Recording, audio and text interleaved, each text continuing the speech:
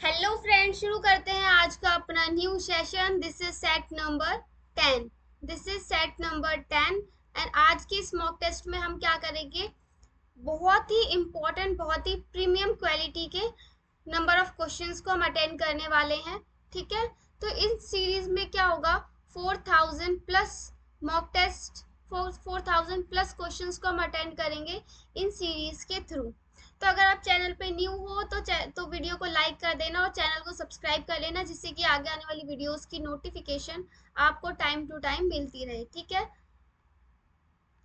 सो बिना time waste किए हुए शुरू करते हैं आज का अपना सेशन, सरस्वती जी का नाम लेते हुए।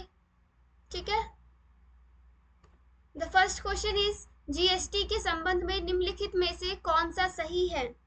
कौन सा सही है? सही पूछा है कि इन चार ऑप्शन में से कौन सा ऑप्शन सही है जीएसटी से रिलेटेड। ठीक है, आई होप आपने चारों पढ़ लिए होंगे।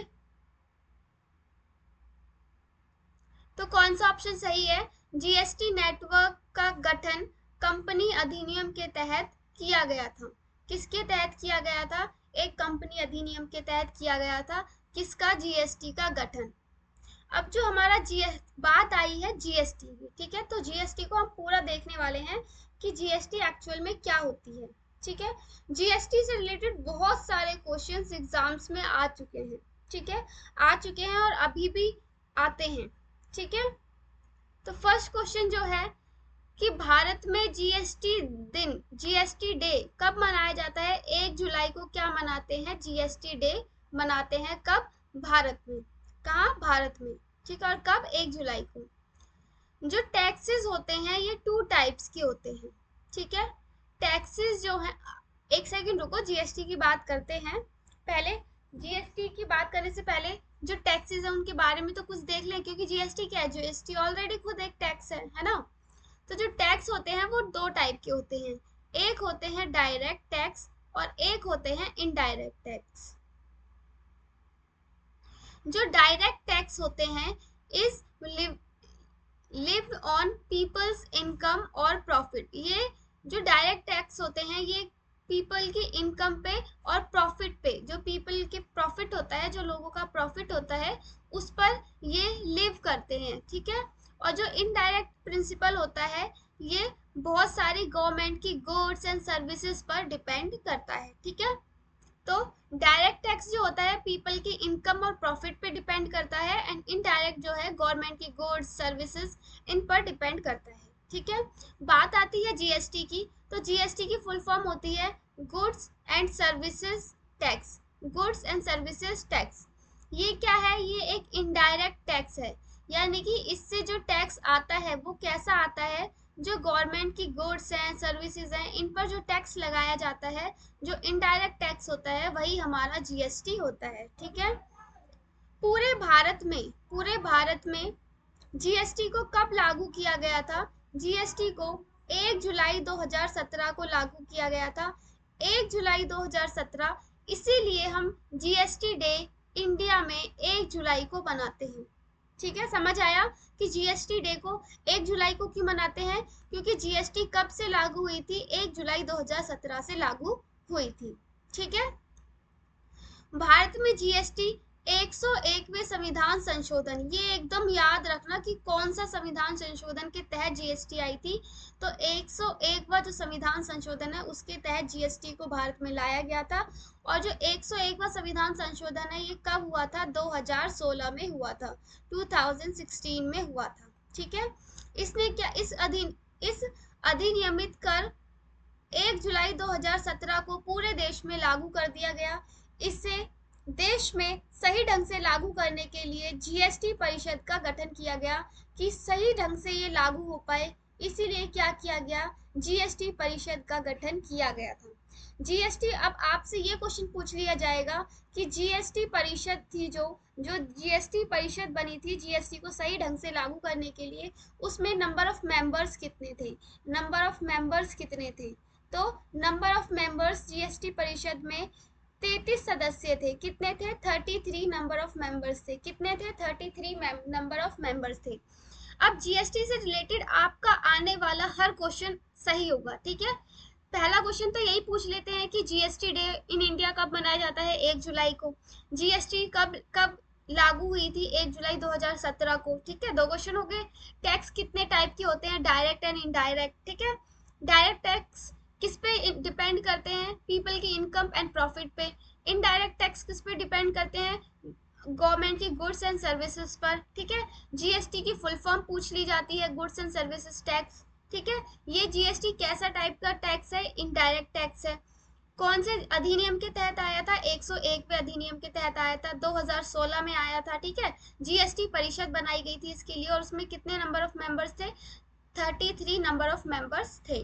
ठीक है, द नेक्स्ट क्वेश्चन, अगर ऐसी ही डिटेल्ड इंफॉर्मेशन के लिए, अगर ऐसे ही डिटेल में हर क्वेश्चन को देखने के लिए, अगर आप चाहते हो कि हर क्वेश्चन को हम इतने डिटेल में करें कि उस क्वेश्चन से रिलेटेड हम एक भी नंबर ना छोड़ें, कि अगर क्वेश्चन को हल्का सा भी घुमाकर पूछ लिया जाता है तो हम फिर भी उस क्वेश्चन को सही करके आए, उसको हम गलत नहीं करें। ठीक है, अगर आप चाहते हो अच्छे तरीके से पढ़ाई करना, अच्छे तरीके से नंबर लाना, तो आप हमारे चैनल को सब्सक्राइब कर लीजिए और बेल आइकन को जरूर प्रेस कर लेना, जिससे कि आगे आने वाली वीडियोस की नोटिफिकेशन आपके पास टाइम टू टाइम पहुंचती रहेंगी।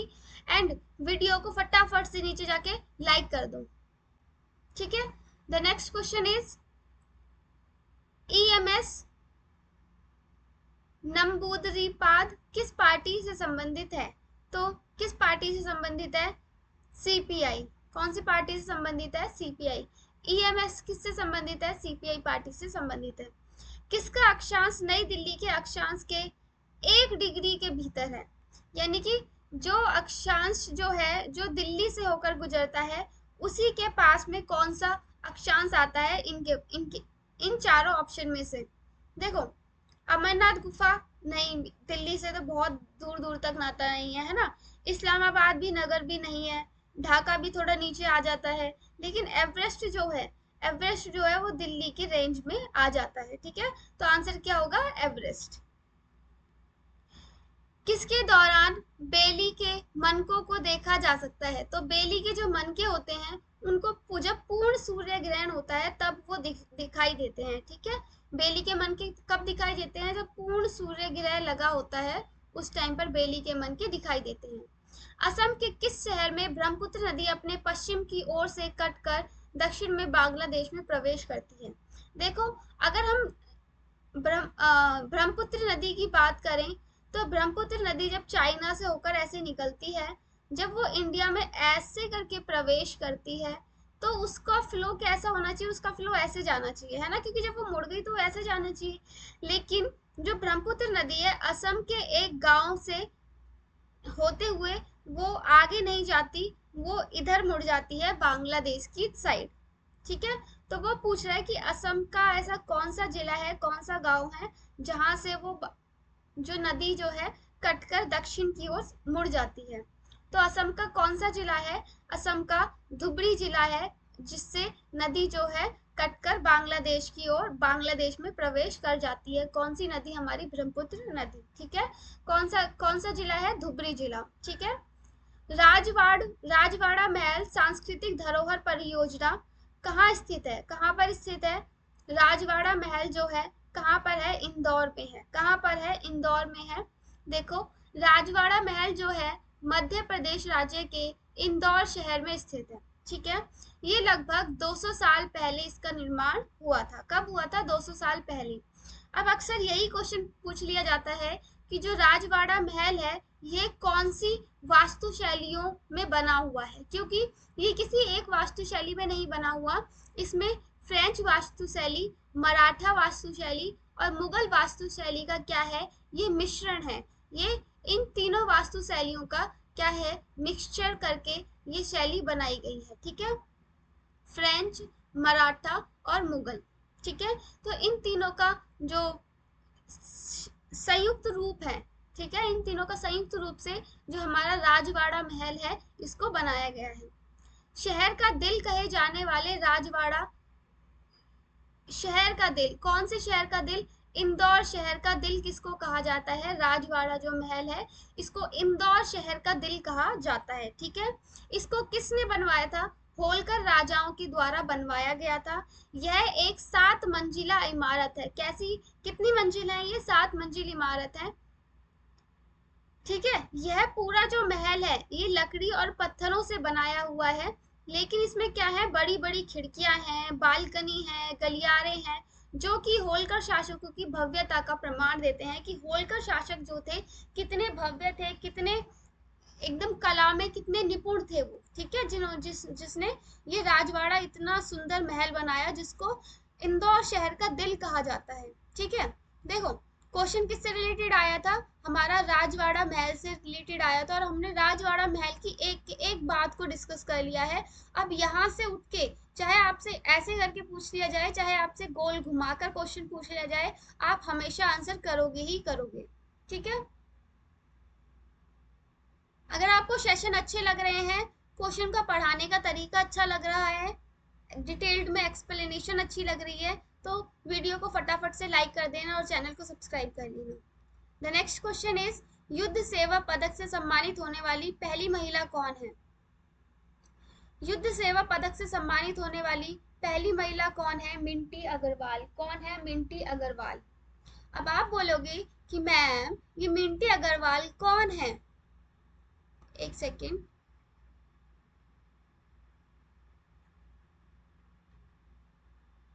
देखो जो मिंटी अग्रवाल हैं, जिन्होंने क्या किया था, युद्ध सेवा में पदक से सम्मानित होने वाली पहली महिला बनी थी ये। कौन? मिंटी अग्रवाल। अब आप बोलोगे कि इन्होंने ऐसा कौन सा काम कर दिया, ठीक है, जो इनको पदक से सम्मानित किया गया। तो जो मिंटी अग्रवाल है, भारत में पाकिस्तान के विमानों की घुसपैठ हो गई थी, उसके दौरान इन्होंने क्या किया, मिंटी अग्रवाल ने फाइटर प्लेन कंट्रोल की जिम्मेदारी उठाई थी। मिंटी अग्रवाल ने जो फाइटर प्लेन होते हैं, फाइटर प्लेन कंट्रोल की जिम्मेदारी किसने उठाई थी? मिंटी अग्रवाल ने उठाई थी, क्योंकि उस टाइम पर कोई वहां पर कमांडर था नहीं जो उसको कंट्रोल करे। उस टाइम पर मिंटी अग्रवाल प्रेजेंट थी, तो उन्होंने ये सारी जिम्मेदारी अपने ऊपर ले ली और फाइटर प्लेन को कंट्रोल किया। ठीक है, तो इसीलिए उनको इस पदक से सम्मानित किया गया, युद्ध सेवा में, युद्ध सेवा पदक से उनको सम्मानित किया गया। द नेक्स्ट क्वेश्चन इज, दक्षिण भारत का ज्ञान सरस्वती मंदिर कहाँ पर स्थित है? आंसर कीजिए।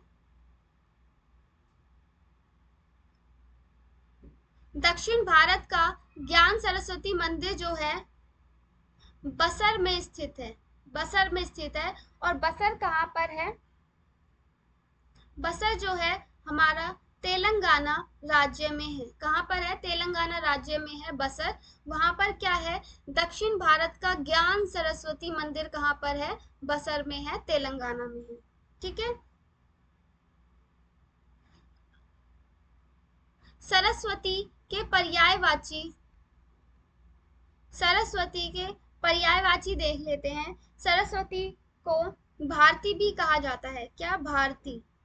Saraswati means Bharati, Sharada, Sharada is Saraswati, and Hans Vahini, हंस वाहिनी, हंस वाहिनी का मतलब भी क्या होता है? सरस्वती ही होता है। सरस्वती का मतलब होता है भारती, शारदा, एंड हंस वाहिनी का मतलब भी क्या होता है? सरस्वती ही होता है। जो ये मंदिर था, जो कि तेलंगाना के बसर में स्थित है, ये गोदावरी नदी के तट पर है। कौन सी नदी के तट पर है? गोदावरी नदी के तट पर है। ठीक है, इसको किसने बनवाया था? जो बसर का ज्ञान सरस्वती मंदिर है, इसको किसने बनवाया था? इसको कर्नाटक के राजा, कर्नाटक के राजा बियालदू ने बनवाया था। बियालदू ने बनवाया था। ठीक है, अब सरस्वती, जो ज्ञान सरस्वती मंदिर है, भारत में ऐसे 2 ही प्रसिद्ध मंदिर हैं। ऐसे सिर्फ 2 ही प्रसिद्ध मंदिर हैं जो कि ज्ञान सरस्वती के मंदिर हैं। कहाँ पर हैं? एक तो हमने पढ़ लिया, बसर तेलंगाना में है, एंड सेकंड वन जो है जम्मू कश्मीर में है। दूसरा कहाँ पर है? जम्मू कश्मीर में है। ठीक है। The next question is Swami Vivekananda in the west new discoveries के लेखक कौन है? तो कौन है?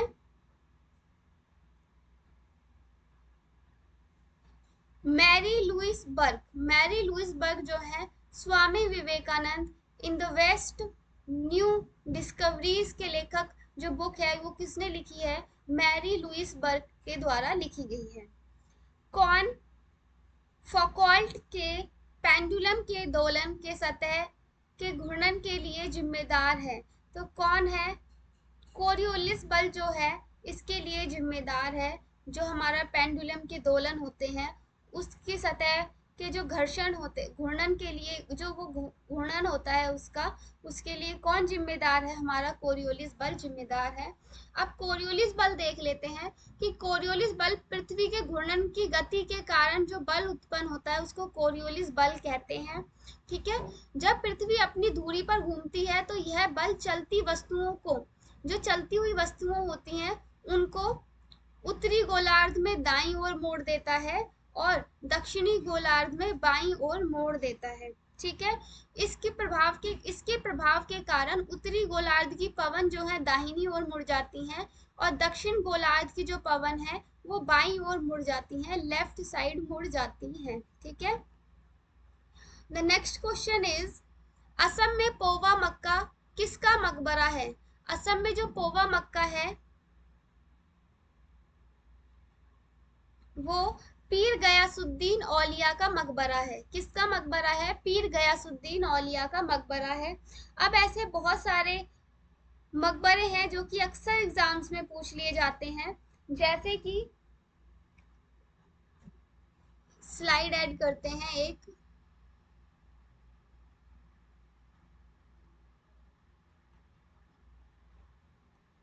जैसे कि कुछ इंपॉर्टेंट मकबरे बताते हैं, जैसे कि झांसी की रानी का मकबरा। झांसी की रानी का मकबरा कहाँ पर है? ग्वालियर एमपी में है। कहाँ पर है? ग्वालियर एमपी में है। इतिमाद उद्दौला, इतिमाद उद्दौला का मकबरा कहाँ पर है? इतिमाद उद्दौला का मकबरा आगरा में है। कहाँ पर है? आगरा में है। कुतुब शाही मकबरा, कुतुब शाही मकबरा, कुतुब शाही मकबरा जिसको क्या कहते हैं? जिसको चार मीनार भी कहते हैं, चार मीनार भी कहते हैं कुतुब शाही मकबरे को। वो कहाँ पर स्थित है? वो हैदराबाद में है। कहाँ पर है? हैदराबाद में स्थित है। ठीक है। ये कुछ फेमस मकबरे हैं जो कि अक्सर एग्जाम्स में पूछ लिए जाते हैं। द नेक्स्ट क्वेश्चन इज किस गतिविधि को गोल्ड कॉलर पेशा, गोल्ड कॉलर पेशा भी कहा जाता है? तो पंचभागी जो पंच विभाग जो होता है, पांचवी जो भाग होता है उसमें कौन वर्कर्स काम करते हैं? गोल्ड कॉलर वर्कर काम करते हैं। अब gold collar, white collar, blue collar ये क्या होते हैं? ठीक है, ये देखते हैं। सबसे पहले जो व्हाइट कॉलर वर्कर होते हैं वो कौन होते हैं? जो प्रोफेशनल सर्विसेज में लगे होते हैं, जो एडमिनिस्ट्रेटिव वर्क जो कर रहे होते हैं वो व्हाइट कॉलर कहे जाते हैं। ठीक है। जो ब्लू कॉलर होते हैं वो कौन होते हैं? जो मैनुअल लेबर होते हैं, जो मजदूर होते हैं, वर्कर्स होते हैं, जिनको पैसे भी कैसे मिलते हैं? जितना वो काम करेंगे उनके काम के अकॉर्डिंग उनको पेड किया जाता है, उनके काम के अकॉर्डिंग उनको पैसे दिए जाते हैं, उनको बोलते हैं blue collar worker. And gold collar worker किसे कहते हैं? जो हाईली स्किल्ड प्रोफेशनल्स होते हैं, जैसे कि डॉक्टर हो गया, लॉयर्स हो गए, इंजीनियर, पायलट, साइंटिस्ट जो हो गए, इनको हम गोल्ड कॉलर वर्कर्स की कैटेगरी में डालते हैं। ठीक है।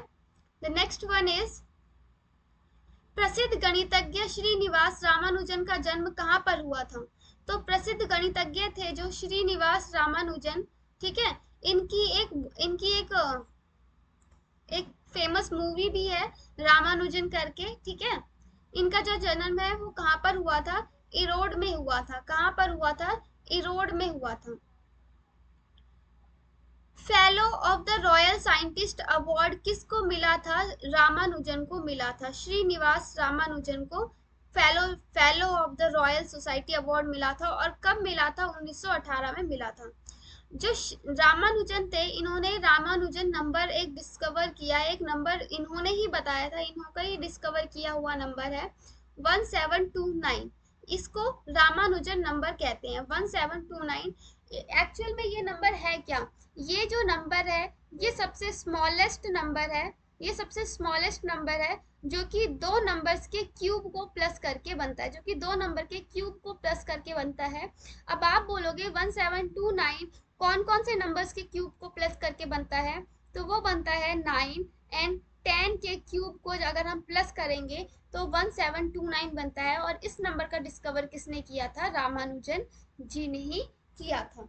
ठीक है, the next question is flushing meadows में शिफ्ट होने से पहले, यानी कि फ्लशिंग मीडोज में जाने से पहले यूएसए ओपन, जो यूएसए ओपन था, जो यूएसए ओपन का जो टेनिस चैंपियनशिप था, ये कहाँ पर आयोजित किया जाता था? यूएसए ओपन टेनिस चैंपियनशिप जो है फ्लशिंग मिडोज में जाने से पहले इसको कहाँ पर खेला जाता था? तो इसको फॉरेस्ट हिल्स में खेला जाता था। कहाँ पर खेला जाता था? फॉरेस्ट हिल्स में खेला जाता था। द 15 नंबर क्वेश्चन इज किस बीमारी का नाम तारों का बुरा प्रभाव है? कौन सी बीमारी का नाम तारों का बुरा प्रभाव है? तो इन्फ्लुएंजा बीमारी को बोलते हैं तारों का बुरा प्रभाव। क्या बोलते हैं? तारों का बुरा प्रभाव। ठीक है, द नेक्स्ट क्वेश्चन इज नीलम और रूबी किसकी प्राकृतिक किस्में हैं? एक नीलम जो पत्थर होता है और एक जो रूबी पत्थर होता है, ये एल्यूमिनियम ऑक्साइड की प्राकृतिक किस्में हैं, रूबी और नीलम। ठीक है, लेपाक्षी में स्थित मंदिर अपने झूलते हुए स्तंभों के लिए प्रसिद्ध है। किस लिए प्रसिद्ध है?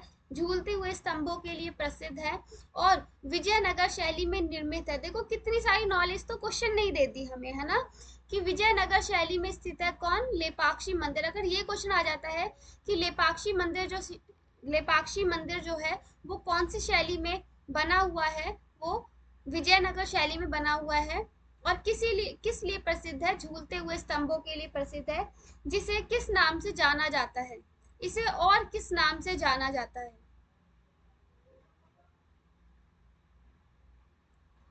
इसको वीरभद्र के नाम से जाना जाता है। किसके नाम से जाना जाता है? वीरभद्र। देखो, सबसे पहले बात आती है लेपाक्षी मंदिर की। ठीक है, क्वेश्चन क्या था? लेपाक्षी मंदिर से रिलेटेड था। तो हम कुछ टॉपिक्स देख लेते हैं लेपाक्षी मंदिर से रिलेटेड, जो कि अक्सर एग्जाम्स में पूछ ली जाती हैं। पहले तो लेपाक्षी मंदिर किस लिए प्रसिद्ध है? झूलते हुए स्तंभों के लिए प्रसिद्ध है। ठीक है, इसको कौन सी शैली में इसका निर्माण किया गया है? तो इसका निर्माण जो है विजयनगर शैली में किया गया है। ठीक है, विजयनगर शैली में लेपाक्षी मंदिर का निर्माण किया गया है। लेपाक्षी मंदिर को अन्य किस नाम से जानते हैं? वीरभद्र नाम से।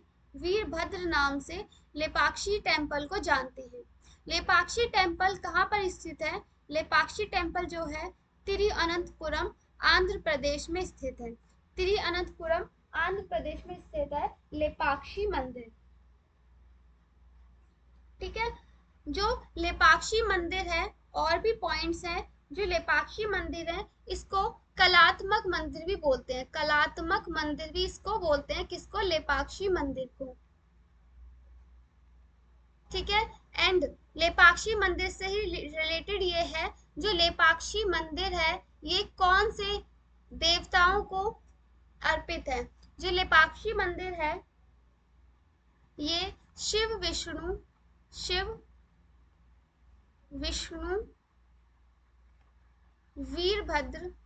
वीरभद्र को समर्पित है। को समर्पित है। ठीक है, जो लेपाक्षी मंदिर है, तिरुवनंतपुरम आंध्र प्रदेश में है। ये किसको समर्पित है? शिव, विष्णु और वीरभद्र को समर्पित है। ठीक है, वीरभद्र के नाम पर ही इसी टेम्पल का दूसरा नाम क्या है? वीरभद्र नाम है। इसको कलात्मक मंदिर भी बोलते हैं। तिरुवनंतपुरम आंध्र प्रदेश में स्थित है, विजयनगर शैली में बना हुआ है, झूलते हुए स्तंभों के लिए फेमस है लेपाक्षी मंदिर। ठीक है, द नेक्स्ट क्वेश्चन इज, निम्नलिखित में से कौन सा राज्य भारत में दालों का सबसे बड़ा उत्पादक है? तो दालों का सब भारत में जो मध्य प्रदेश है दालों का सबसे बड़ा उत्पादक है। एक तो हो गई दालें, ठीक है, एक तो हो गई दालें और दूसरा है सोयाबीन। सोयाबीन के लिए भी बहुत ही फेमस है कौन? मध्य प्रदेश। सोयाबीन का भी सबसे बड़ा उत्पादक राज्य है भारत का Madhya Pradesh. The next question is, FIFA विश्व कप मैच में सबसे तेज गोल 11 सेकंड में स्कोर करने वाले रिकॉर्ड किसके नाम है? देखो, जो फीफा विश्व कप मैच है इसमें सबसे तेज गोल करने वाले कितनी तेज? 11 सेकंड में। कितनी तेज? 11 सेकंड में स्कोर करने का रिकॉर्ड किसका है? किसका स्कोर करने का ये रिकॉर्ड है? ये है हकन सुकुर का। किसका रिकॉर्ड है? हकन सुकुर का। देखो, जो हकन सुकुर है ये कहाँ से रिलेटेड है? इनका संबंध कौन से देश से है? इनका संबंध टर्किश से है। किससे है? टर्किश से है। और हकन सुकुर जो है ये कौन है? ये एक फुटबॉलर है। कौन है? ये एक फुटबॉलर है। हकन सुकुर का संबंध कौन से खेल से है? फुटबॉल से इनका संबंध है। द नेक्स्ट क्वेश्चन इज, निम्नलिखित में से कौन सा तांबा खनिज है? इनमें से कौन सा जो है तांबे का खनिज है? तांबे जो है अजुराइट का खनिज है। तांबे का खनिज कौन है? अजुराइट। ठीक है, बात आई है तांबे से रिलेटेड, तो तांबे से रिलेटेड कुछ इंपॉर्टेंट पॉइंट्स देख लेते हैं। पॉइंट्स क्या? हम ये देखेंगे कि तांबे के कुछ अयस्क हैं। तांबे के कुछ अयस्क हैं जो कि अक्सर एग्जाम से पूछे जाते हैं कि ये किसका अयस्क है। एक है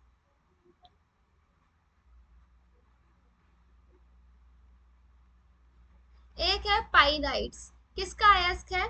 तांबे का अयस्क है। एक है क्यूप्राइट। क्यूप्राइट किसका अयस्क है? तांबे का अयस्क है। एंड एक है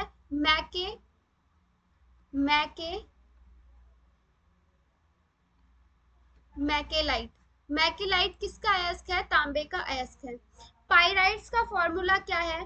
पाइराइट्स का फॉर्मूला है CuFeS2।